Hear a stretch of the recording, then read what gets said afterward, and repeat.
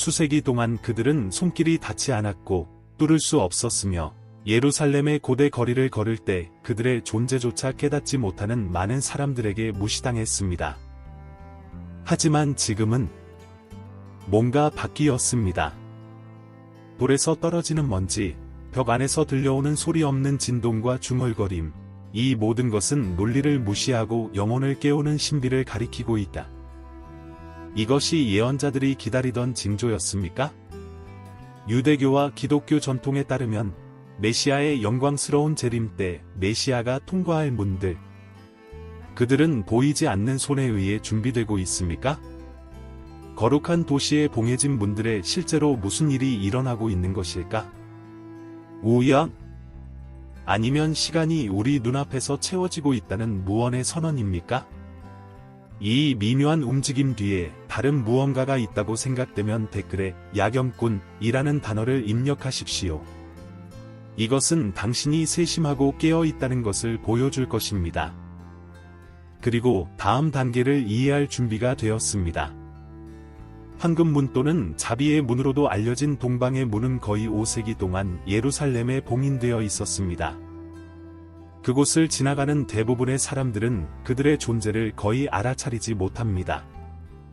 그들은 그저 오래된 돌일 뿐이라고 생각한다. 그러나 예언의 눈으로 관찰하는 사람들은 역사적 폐허보다 훨씬 더 깊은 어떤 것을 감지한다. 그 돌들은 신의 계획에 저항하려는 인간의 결정으로 특징지어지는 조용한 이야기를 들려줍니다. 그리고 어쩌면 지금 그들은 다시 대화를 시작하고 있는지도 모른다. 고대 유대 전통에 따르면 메시아는 예루살렘으로 돌아올 때 이 문을 통해 들어갈 것입니다.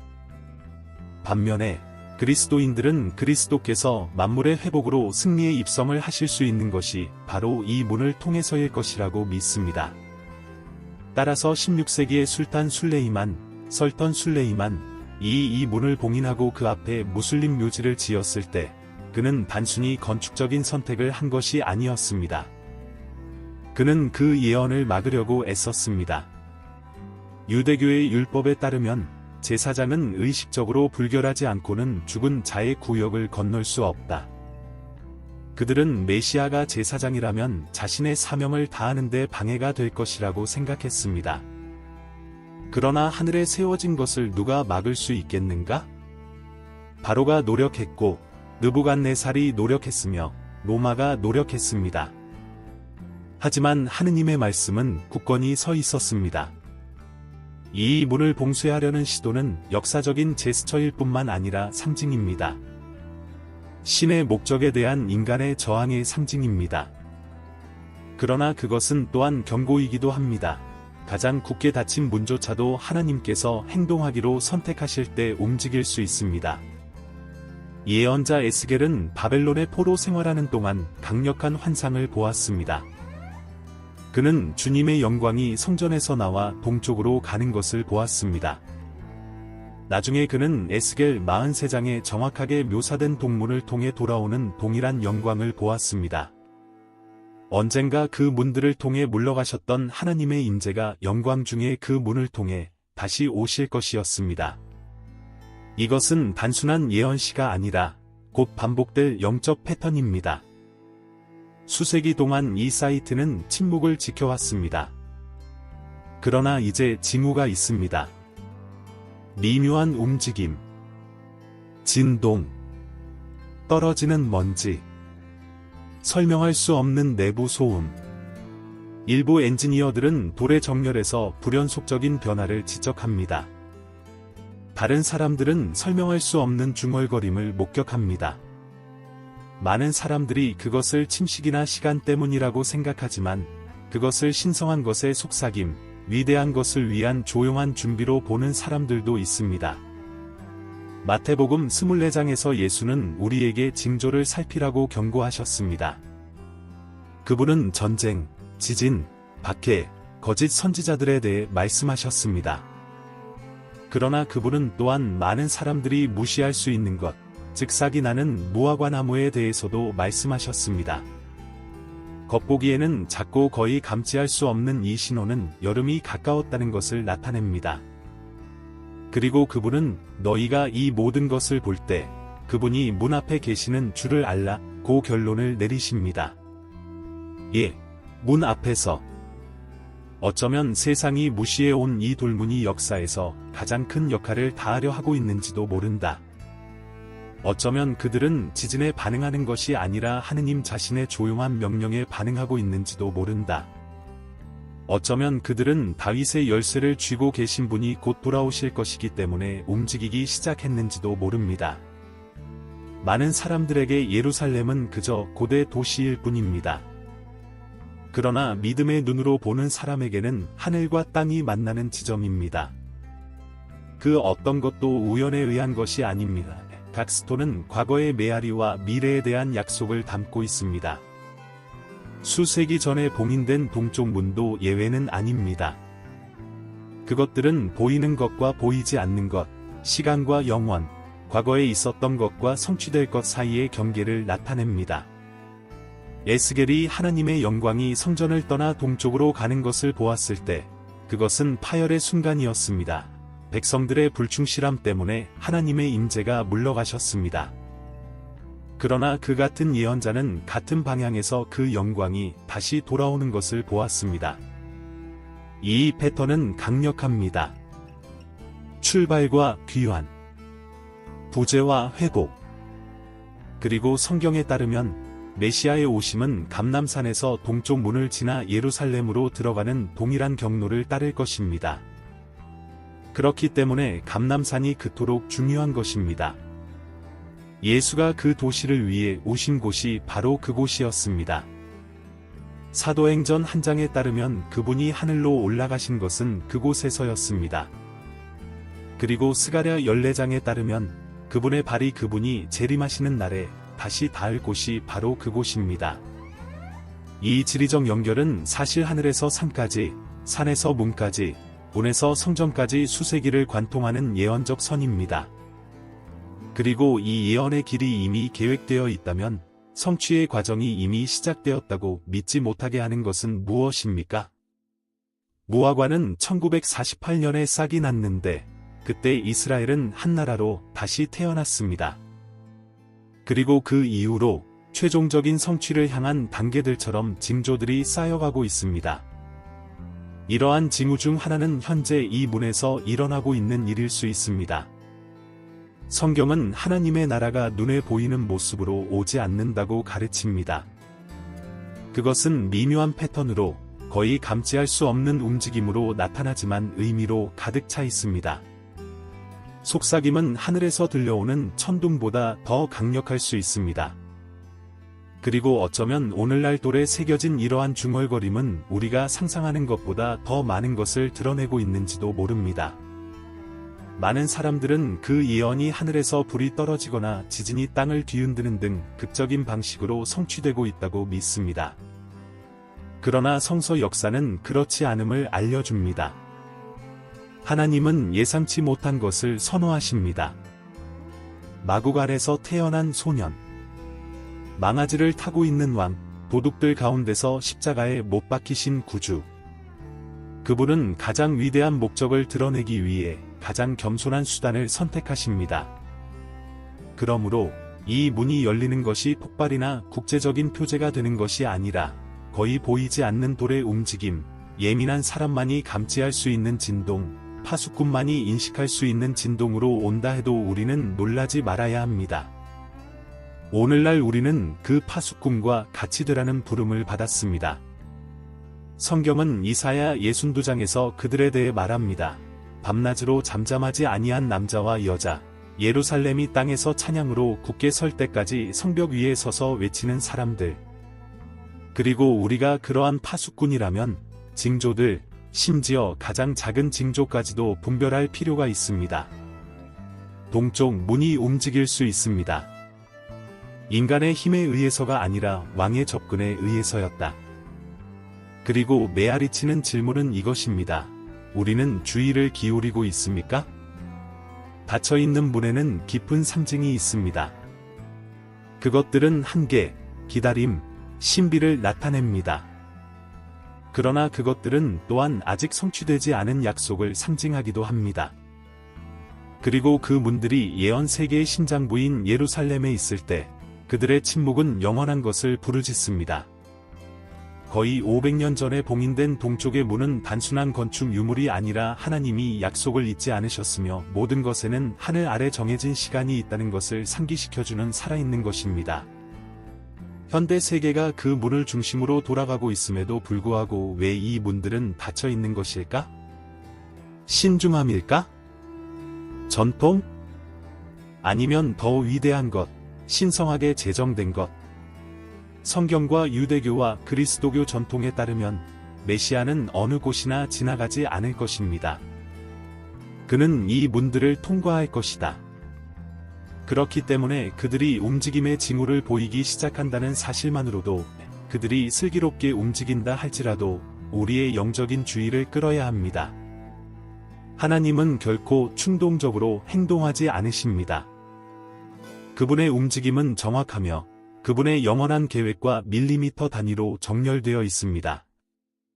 홍보나 승인이 필요하지 않습니다. 그리고 바로 이러한 이유 때문에 가장 깊은 징조는 세상의 무대에서 나타나는 것이 아니라 거의 관찰하지 못하는 조용한 세부 사항에서 나타납니다. 떨어지는 먼지, 옮겨진 암석, 설명할 수 없는 구조적 변화에 놀란 엔지니어에 대해 들으면 세상은 그것을 우연의 일치로 일축할 수 있습니다. 그러나 예언의 때를 아는 사람들은 하나님의 시계가 뒤처지지 않는다는 것과 그분이 세세한 것들을 통해 말씀하신다는 것을 압니다. 그는 항상 그랬다. 예루살렘 성은 살아 있습니다. 분열되고 갈등에 휩싸이고 종교 간의 긴장이 고조되어도 하늘과 땅이 만나는 지점으로 남아 있습니다. 성경은 예루살렘을 결코 어떤 도시로 취급하지 않았습니다. 거기에는 신성한 행동의 중심이 있습니다. 그러므로 지구 땅에서 일어나는 모든 움직임, 특히 예언적 중요성이 있는 곳에서는 어떤 움직임도 진지하게 받아들여야 한다. 감람산 앞에 동쪽 문은 돌아가는 길을 지키고 있습니다. 그리고 그것들이 마치 깨어나는 것처럼 시간에 반응하기 시작했다는 사실은 우리로 하여금 피할 수 없는 질문을 던진다. 만약 돌들이 움직이고 있다면 우리의 마음도 움직이고 있는가? 예수는 끝의 징조는 볼 수 있을 것이지만 많은 사람들은 주목하지 못할 것이라고 말씀하셨습니다. 그분은 자신의 재림을 노아의 시대에 비유하셨습니다. 그들은 먹고 마시고 결혼했습니다. 홍수가 닥치기 전까지는 세대를 눈멀게 하는 것은 징후의 부재가 아니라 주의를 산만하게 하는 것입니다. 거짓 보안, 지금에 대한 애착. 그러므로 침묵하지만 불안한 이 문들은 경고이다. 영원히 가까워지고 있음을 상기시켜 줍니다. 왕이 문 앞에 있다는 것을. 그리고 그분은 우연히 재림하시는 것이 아니라 이미 수천 년 동안 걸어온 길로 다시 오실 것입니다. 동쪽에서 시작하여 인자가 구름을 타고 능력과 큰 영광으로 오는 것을 보리라 는 약속의 성취로 끝나는 길입니다. 이런 상황에서 한 가지 질문이 떠오른다. 우리는 하나님의 영광이 이 문들을 통해 다시 돌아오는 것을 보게 될 것인가? 예루살렘의 동쪽 문은 과거의 세부 사항만이 아닙니다. 그들은 앞으로 다가올 일에 대한 예언적 거울입니다. 만약 주님의 영광이 이미 그들을 통과했다면, 그리고 에스겔의 본문이 이 영광이 같은 방식으로 돌아올 것이라고 선언한다면, 우리는 고고학적 우연의 일치에 직면해 있는 것이 아니라 영원한 사건을 위해 준비된 무대에 직면하고 있는 것입니다. 성경 전반에 걸쳐 하나님은 표준을 가지고 일하십니다. 그는 장소를 표시하고 더 큰 목적을 위해 재사용합니다. 에덴, 모리아 산, 시내 산, 성전. 각 장소는 신성한 현시의 현장이었고, 더 중요한 것은 이 모든 것이 영적인 방식으로 연결되어 있다는 것입니다. 이스턴 도어즈가 이 계보에 속합니다. 그들을 통해 예수는 새끼 나귀를 타고 스가랴 9을 성취하셨습니다. 그들 때문에 많은 사람들은 그분이 더 이상 고통받는 종이 아니라 영광스러운 왕으로 돌아오실 것이라고 믿습니다. 그리고 이 기대는 낭만적으로 묘사되지 않는다. 그것은 합리적입니다. 이 문들 바로 앞에 있는 감람산은 스가랴 14장에 의해 메시아가 재림하실 때 발을 디딜 장소로 지적되어 있습니다. 그날에 그의 발은 동쪽으로 예루살렘 맞은편 감람산에 있을 것이다. 그리고 거기에서 길은 동쪽 문으로 곧장 이어집니다. 징후가 충분하지 않다고 말하는 사람들이 있습니다. 그러나 하나님의 언어가 항상 큰 소리만은 아니라는 것을 이해할 필요가 있다. 그녀는 현명하고 민감하며 전략적입니다. 진동하는 돌, 떨어지는 먼지, 고대 성벽 안의 희미한 소리, 이 모든 것은 영적 분별력을 가진 사람들이 읽을 수 있는 책이 될 수 있습니다. 이사갈의 아들들처럼 시대를 분별할 줄 알고 무엇을 해야 할지 아는 사람들을 위해 제기되는 질문은 왜 하필 지금인가 하는 것입니다. 왜 바로 이 시간에 이 문들이 움직인다는 보고를 듣고 있는 것일까? 하나님께서는 다시 한번 이 땅이 천국을 받을 수 있도록 준비시키고 계셨는가? 우리는 그 날과 그 시간을 알지 못하지만 우리가 깨어 살피도록 부름 받았다는 것을 압니다. 그리고 파수꾼의 역할은 예측하는 것이 아니라 인식하는 것입니다. 시간을 결정하는 것이 아니라 이정표를 식별하는 것입니다. 그리고 수세기 동안 봉인되어 이제는 불안해하는 동쪽의 문들은 랜드마크가 아니라 종말론적 속삭임이다. 그 계획은 여전히 진행 중이며 왕이 세운 어떤 성벽도 하나님의 목적을 막을 수 없다는 것을 상기시켜 줍니다. 오래된 예언이 움직이기 시작하는 것을 여러분의 눈으로 직접 본다면 어떻게 하겠는가? 아무 일도 일어나지 않은 것처럼 삶을 계속할 것인가? 아니면 어쩌면, 그저 어쩌면 예루살렘 위로 하늘이 다시 한번 열리려고 한다는 것을 잠시 멈추시겠습니까? 돌이 말하고 있다면 누가 감히 그들의 목소리를 무시할 수 있겠는가? 동쪽 문, 이스턴 게이츠, 에서의 움직임에 대한 최근의 보고는 단순한 지질학적 호기심으로 치부되어서는 안 된다. 우리가 예루살렘을 다룰 때, 특히 예언적 약속과 결부된 건축물을 다룰 때, 어떤 세부 사항도 너무 작지 않습니다. 하나님의 나라는 항상 미묘한 징조를 가지고 전진해 왔으며, 영적으로 주의를 기울이지 않는 사람들은 종종 알아차리지 못했습니다. 그러나 지켜보는 사람들은 주목합니다. 그리고 눈치채신 분은 준비하십시오.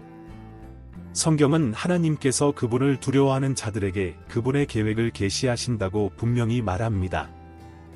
아모스 3장 7절은 주 여호와께서 자기의 비밀을 먼저 그 종 선지자들에게 나타내시는 것 외에는 아무 일도 하지 않으시리라 고 말합니다. 이것은 물질계에서의 움직임, 특히 영적으로 충만한 장소에서의 움직임이 하늘에서 일어나는 더 큰 움직임의 메아리가 될 수 있음을 의미한다. 이러한 맥락에서 동쪽 문은 보이는 것과 보이지 않는 것 사이의 일종의 상징적 포털입니다. 거의 5세기 동안 이 문들은 역사의 멈춤점처럼 신성한 계획의 쉼표처럼 굳게 닫혀 있었습니다. 그러나 이제 설명할 수 없을 정도로 먼지가 떨어지고 바위가 움직이고 현지 목격자들이 웅얼거리는 소리를 들으면서 보이지 않는 것, 이 불가피한 것에 가까워지고 있는 것 같다. 이것은 우리에게 무엇을 시사합니까? 시대가 변하고 있습니다. 그리고 그 역사는 새로운 페이지를 넘기려 합니다. 신약전서에서 예수는 자신의 재림에 앞서 징조가 있을 것임을 분명히 하셨다. 그리고 많은 사람들이 화려한 표지판을 찾겠지만 대부분은 단순하고 눈에 거슬리지 않으며 상징적일 것입니다. 그리스도의 탄생 자체가 이랬습니다.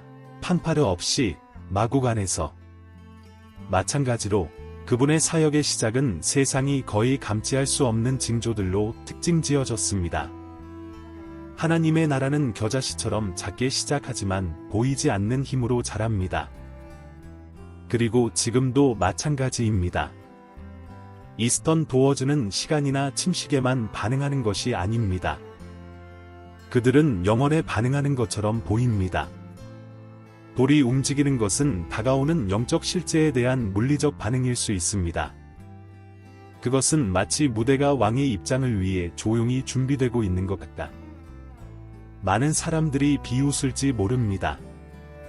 노아의 시대와 마찬가지로 그들은 그분의 재림에 대한 약속이 어디 있느냐고 말할 것이다. 하지만 사도 베드로는 이미 이러한 태도에 대해 경고한 바 있습니다. 조롱은 영적 눈머름의 표시입니다. 반면에 파수꾼은 그 작은 간판에서 위대한 메시지를 본다. 그분은 무화과 나무가 싹을 틔울 때 여름이 가까웠다는 것을 아십니다. 문이 진동할 때 메시아가 다가오신다. 동쪽 문은 고대 건축물 그 이상으로 예언적 시간의 상징이 되었습니다. 침묵의 시계, 그의 손이 움직이기 시작했다. 그리고 성경이 그분이 밤에 도둑같이 오실 것이라고 말한다면 우리가 감지할 것은 소음이 아니라 분별력으로 감지될 것입니다. 어쩌면 당신은 단순한 구조적 움직임에서 많은 의미를 보는 것이 과장되었다고 생각할 수도 있습니다. 그러나 스스로에게 물어보십시오. 정확히 왜 이 문들입니까? 왜 하필 지금인가? 왜 그토록 많은 구조들 가운데서도 예언적으로 그리스도의 재림과 연결되어 있는 것이 바로 움직이는 구조인 것일까? 들을 귀가 있는 자들은 들을지어다. 이스라엘 역사를 통틀어 하나님은 영적인 실체를 전달하기 위해 항상 물리적인 요소를 사용하셨습니다. 만나는 하늘에서 떨어졌고 떨기나무는 태워지지 않고 불에 탔으며 바다는 사람들 앞에서 갈라졌다. 이러한 징조들 중 어느 것도 단순한 구경거리가 아니었습니다. 그것들은 모두 더 깊은 의미를 가지고 있었습니다. 하나님은 현존하시고 활동하시며 보이지 않는 손길로 그분의 백성을 인도하십니다. 그리고 수세기 전에 봉해졌으나 이제 움직임의 조짐을 보이기 시작한 예루살렘의 동쪽 성문을 볼 때 우리는 다음과 같은 질문을 해야 한다. 예루살렘은 성경의 중심일 뿐만 아니라 세상의 예언적 온도계입니다. 그곳에서 일어나는 모든 일은 영적인 무게를 지닙니다. 그리고 특히 이 문들은 아직 오지 않은 것을 상징합니다. 그들은 예언의 성취를 막기 위해 임봉되었지만 결국에는 예언의 일부가 되었습니다. 왜냐하면 하나님께서는 막으려는 인간의 시도조차도 그분의 주권적 계획의 산산조각으로 바꾸시기 때문입니다. 에스겔에 따르면 주님의 영광은 동물을 통해 돌아올 것입니다. 그리고 스가랴에 따르면 메시아는 바로 이 문 앞에 있는 감람산으로 돌아갈 것입니다. 연관성은 분명합니다. 메시아의 행로가 추적되고 있다. 그리고 모든 세부 사항이 중요합니다. 그렇기 때문에 수세기 동안 이 문들의 침묵은 결코 비어 있지 않았습니다. 그는 기대에 부풀어 있었다. 감시에, 희망에. 이제 이스라엘 엔지니어들이 구조의 변화를 보고할 때, 투어 가이드가 내부의 움직임과 소음을 언급할 때, 영혼의 세계가 동요한다. 그리고 물리적 세계가 반응합니다. 벽 뒤에 있는 것은 단순한 돌이 아니라 약속입니다. 그리고 하나님의 약속은 영원히 잠자고 있지 않습니다. 그들은 깨어난다. 이 문들이 지금 깨어나고 있는 것처럼 보이듯이. 그것은 지진이 아닙니다. 그것은 하늘에 쓰여진 징조가 아닙니다. 그러나 그것은 예수가 우리가 주의를 기울이면 보게 될 것이라고 말씀하신 바로 그런 종류의 표징입니다. 지켜보는 이들, 기도하는 이들, 그 끝이 단지 세상 붕괴가 아니라 새로운 왕국의 시작이라는 것을 아는 이들을 위한 표징이다. 그리고 이 왕국이 온전히 나타나기 전에 징조들이 나타날 것입니다. 그리고 그것들은 하나님의 집, 거룩한 도시, 왕을 기다리는 성문들로부터 시작될 것입니다. 어떤 사람들은 이러한 움직임이 침식, 마모, 무너진 오래된 기초에 의해 발생하는 자연스러운 것이라고 말할지 모릅니다. 그러나 하나님은 초자연적인 것을 성취하기 위해 자연적인 과정조차도 사용하실 수 없습니까? 물질의 창조주께서 물질의 변화를 다스리시지 않는가? 성경은 자연적인 것과 초자연적인 것이 교차하는 예로 가득 차 있습니다. 그리고 그 일이 일어날 때 뭔가 대단한 일이 펼쳐질 것입니다. 동쪽 문은 문턱을 나타냅니다. 기다림과 성취 사이의 만남의 지점. 예언된 것과 곧 나타나려는 것 사이의 이정표입니다. 그리고 우리는 바로 이 국경이 사라지기 시작하는 시기에 살고 있습니다. 멀게 느껴졌던 것이 다가오기 시작할 때, 보이지 않는 것이 보이는 것과 닿기 시작할 때, 영의 세계가 예루살렘으로 눈을 돌리는 데에는 이유가 있습니다. 예언이 이 도시에 대해 그토록 많이 이야기하는 데는 이유가 있습니다.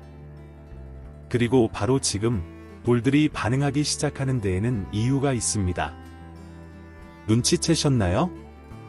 동쪽 문의 움직임은 우리가 시대의 징표를 어떻게 해석하는지 재평가하도록 강요합니다. 많은 사람들이 위대하고 즉각적이며 부인할 수 없는 어떤 것을 희망하지만 예수께서는 바리새인들이 추수와 구름의 때는 분별할 줄 알지만 영적인 징조는 분별할 줄 모른다고 꾸짖으셨습니다. 오늘날 우리가 예루살렘에서 보고 있는 것은 미묘하게 보일지 모르지만 항상 영혼과 조화를 이루며 연주해온 신성한 오케스트라의 일부입니다. 돌 속의 모든 진동, 희미한 소리, 떨어져 나오는 모든 먼지 입자는 왕의 귀환을 가리키는 종말론적 교향곡의 일부가 될 수 있습니다. 성경은 결코 그리스도의 재림을 별개의 사건으로 제시하지 않습니다. 그분의 영광스러운 현현이 나타나시기 전에 징조들, 정렬들, 준비들이 있을 것입니다. 그리고 그분이 겸손하게 예루살렘에 입성하신 그 길이 지금 보이지 않는 무언가에 의해 영향을 받고 있다면 우리는 그것을 진지하게 받아들여야 합니다. 미신 때문이 아닙니다. 그러나 영적인 감수성에 의해 하나님의 백성들은 성스러운 것에 주의를 빼앗긴 역사를 가지고 있습니다. 이집트에서는 많은 사람들이 노예 생활을 포기했습니다. 사막에서 그들은 만나에 대해 불평했습니다. 그리고 예루살렘에서 그들은 하나님의 아들의 방문을 무시했습니다. 오늘날에는 시대가 달라졌지만 인간의 패턴은 계속되고 있습니다. 산만함, 무관심, 굳어진 마음. 그렇기 때문에 수세기 전에 봉인되어 움직이기 시작한 이 문들은 현상 그 이상입니다. 그것은 소명입니다. 모닝콜. 경계심을 불러일으킵니다. 준비를 위해 전화하십시오. 사도 바울은 로마서 13장 11절에서 내가 때를 아는 너희에게 이르노니 너희가 잠에서 깨어날 때가 되었도다. 이는 우리가 처음 믿었을 때보다 지금 우리의 구원이 더 가까이 왔음이니라. 그리고 우리의 구원이 더 가까웠다면 왜 하나님께서 우리 눈앞에 나타나도록 허락하신 징조들을 왜 계속 무시해야 합니까? 성경에 나오는 문이라는 개념 자체에는 깊은 상징이 담겨 있습니다. 예수는 내가 곧 문이다. 나로 말미암아 들어오는 자마다 구원을 얻으리라. 요한복음 19. 요한계시록 3장 20절에서 그분은 보라, 내가 문 밖에 서서 두드리노라 라고 선언하십니다.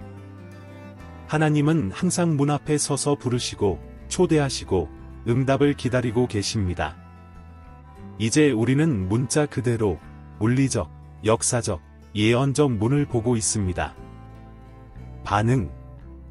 이것이 하늘의 침묵의 언어가 아니냐?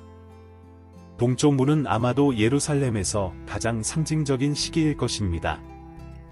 그들은 세상이 변하고 왕국이 흥망성쇠하고 세대가 오고 가는 동안 수세기 동안 움직이지 않고 있습니다. 그리고 지금 전 지구가 세계적인 위기, 도덕적 변화, 증가하는 배교, 그리고 의미에 대한 갈증을 겪으면서 이 문들이 흔들리기 시작한다. 이것은 우연의 일치입니까? 아니면 마지막 성취에 너무 가까워서 돌들조차 더 이상 스스로를 담을 수 없게 된 것입니까?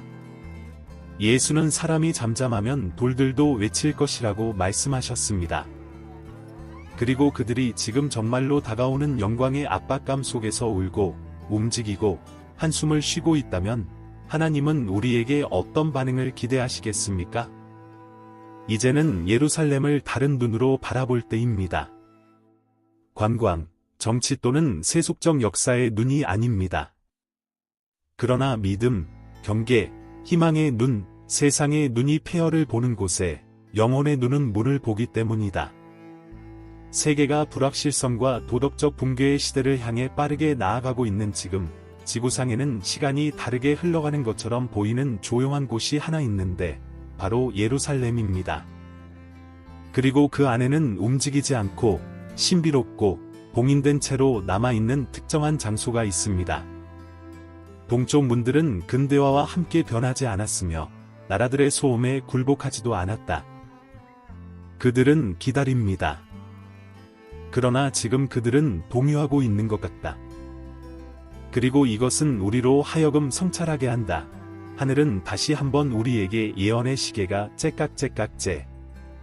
수세기 동안 인류는 전쟁, 제국, 혁명 및 발견을 목격해왔습니다.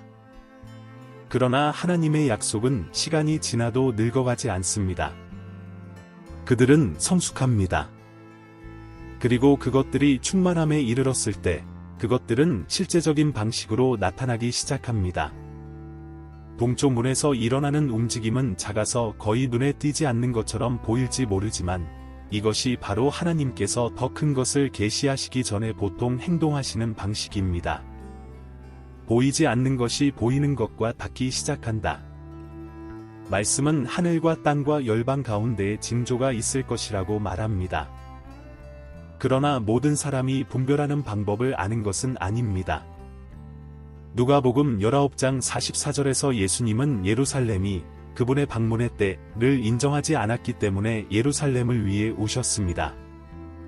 그리고 오늘날에도 많은 사람들은 그 예언이 단지 고대 문헌에 불과한 것처럼 살아가고 있습니다. 하지만 우리는 눈앞에서 점진적인 성취에 조용하지만 끈질기게 애를 보고 있습니다. 돌의 움직임, 안에서 들려오는 소리, 침묵만이 남았던 곳에 떨어지는 먼지. 이 모든 것이 어떤 사람들에게는 너무 사소해 보일 수 있습니다. 그러나 하나님은 위대한 목적을 성취하기 위해 위대한 징조를 필요로 하지 않으셨습니다. 구유에 누워있던 아기가 역사의 흐름을 바꾸어 놓았습니다. 사도행전에 나타난 성령의 숨결이 수백만의 운명을 바꾸어 놓았습니다. 그리고 움직이는 물은 메시아의 도래를 알릴 수 있습니다. 많은 사람들에게 문제는 징후가 없는 것이 아니라 감수성의 부재입니다. 마음이 현재의 염려로 무뎌질 때 영적 눈은 영원한 것을 인식할 수 없게 된다. 그러나 하늘의 소리에 귀를 기울이며 살아가는 사람들, 하늘의 소리에 귀를 기울이며 살아가는 사람들은 우리가 문턱에 다가가고 있다는 것을 깨닫는다. 인간의 전략에 의해 봉인된 동쪽의 문은 여전히 신성한 약속으로 가는 관문입니다. 그리고 그들이 지금 움직인다면 그것은 시간이 그들을 지치게 했기 때문이 아니라 목적이 그들을 일깨웠기 때문이다. 하나님은 그분의 뜻을 이루기 위해 인간의 권위에 의존하지 않으십니다. 그분이 어떤 것을 결정하실 때 돌들조차도 순종한다. 그리고 그 문에서 일어나고 있는 일은 역사가 영원을 향해 고개를 숙이고 있음을 상기시켜 줍니다. 메시아가 겸손하고 거부당한 채 나귀를 타고 한번 지나가셨다면 이번에는 영광 중에 다시 지나가실 것입니다. 그리고 한때 그분을 막기 위해 봉인되었던 그 문들은 이제 자이든 아니든 그분 앞에서 열릴 준비를 하고 있다. 이 순간을 위한 준비가 되셨습니까? 아니면 처음 왔을 때 그토록 많은 사람들이 그랬던 것처럼 그들 앞에 실제로 무엇이 있는지 깨닫지 못한 채 당신은 그저 멀리서 지켜보고 있습니까? 우리가 예루살렘의 동쪽 문을 바라볼 때 한 가지 진리가 점점 더 분명해집니다. 땅에서 인봉된 것은 이미 하늘로 풀려날 수 있다는 것입니다. 그 돌들의 겉보기의 단단함은 오래된 신비, 즉 예언적 운명을 지닌 물리적 포털을 숨기고 있습니다. 그리고 우리가 지금 움직임의 첫 징후를 목격하고 있다면 그것은 하늘이 그 어느 때보다 가까워지고 있다는 것을 의미합니다. 예루살렘은 항상 전쟁과 평화, 예배와 거부, 빛과 어둠의 대조로 특징 지어지는 도시였습니다. 그러나 이 모든 것의 중심에는 왕이 재림할 것이라는 약속이 남아 있습니다. 그리고 이러한 귀환의 경로는 이미 수천 년 동안 추적되어 왔습니다. 감람산, 골짜기, 동방의 문, 이 모든 것이 우리 눈앞에 맞기 시작하는 영원한 퍼즐 조각처럼 줄지어 있습니다. 성경의 어떤 것도 우연에 의한 것이 아닙니다. 장소, 방향, 시간, 모든 것은 신의 정확성으로 계산됩니다. 에스겔이 주님의 영광이 동쪽 문을 통해 들어오는 것을 보았을 때 그는 영적 재림뿐만 아니라 종말론적 함의를 지닌 지리적인 경계표를 기대하고 있었습니다. 이 문들은 상징적일 뿐만 아니라 그것들은 그리스도께서 이 땅에 가시적으로 재림하시는 것과 관련된 계획의 일부입니다. 그렇기 때문에 경비원과 기관사들이 내부 소음, 설명할 수 없는 진동, 조용히 열리는 균열에 대해 이야기하는 것을 경건하게 받아들여야 한다. 그들은 단지 구조적 변화를 관찰하고 있을 뿐만 아니라 현재와 영원의 성취 사이에 단절이 시작되는 것을 목격하고 있습니다. 신이 돌 사이로 속삭이고 계신다. 그리고 영영한 귀를 가진 사람들은 듣습니다. 세상은 산만합니다. 위기, 양극화, 기술 및 전쟁에 관심이 있습니다. 그러는 동안 예루살렘의 문이 움직인다. 알아차리는 사람은 거의 없고 보살핌은 더더욱 적습니다. 그러나 성경을 이해하는 사람들은 하나님께서는 약속을 지키지 않으시는 경우가 결코 없다는 것을 압니다. 그리고 그분이 메시아가 재림하실 것이고 예루살렘이 그 재림의 중심 무대가 될 것이라고 약속하셨다면 그곳에서 일어나는 모든 일은 두려움과 분별력으로 지켜보아야 합니다.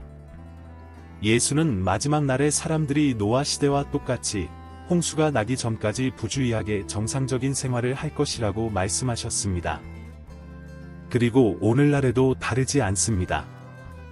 많은 사람들은 마치 그리스도가 결코 오지 않은 것처럼, 그리고 결코 돌아오지 않은 것처럼 살고 있다. 그러나 그분이 문 앞에 계신 는 말씀은 여전히 남아 있습니다. 그토록 오랫동안 봉해져 있던 그 동일한 문들이 이제 압력을 받고 있는 것 같습니다. 육체적일 뿐만 아니라 정신적으로도 그렇습니다. 마치 무언가가 그들을 가로지르려는 것처럼 긴장감이 고조되고 있습니다. 그리고 어쩌면 하나님께서는 뭔가 장관을 기다리는 대신 영원의 가장 위대한 행위는 단순한 움직임에서 시작된다는 것을 다시 한번 우리에게 가르치고 계실지도 모릅니다. 움직이는 돌 안에서 한숨이 흘러나왔다. 아무도 설명할 수 없는 진동, 그러나 영혼이 인식하는 진동. 어쩌면 세상은 너무 늦을 때까지 그것을 깨닫지 못할 것입니다.